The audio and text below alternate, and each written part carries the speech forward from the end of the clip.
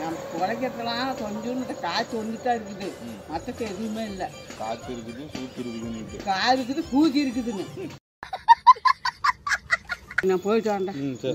பாரு எப்படி பார்த்துக்கிறான் பாரு. செருப்பு அழகாகுது. செருப்பு வேணுமா? செருப்பு பிரிஞ்சு போச்சு.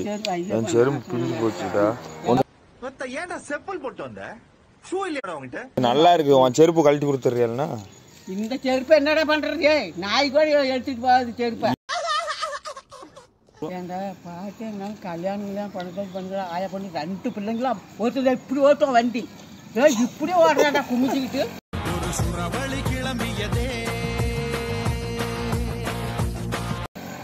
உங்க தம்பிக்காரன் டேய் அடிச்சுனா வெள்ளக்க வச்சு அடிச்சுக்குவோம். ஏடா குமிச்சிட்டு வந்துட்டு அந்த வண்டி அப்படிதான் ஓட்ட முடியும்.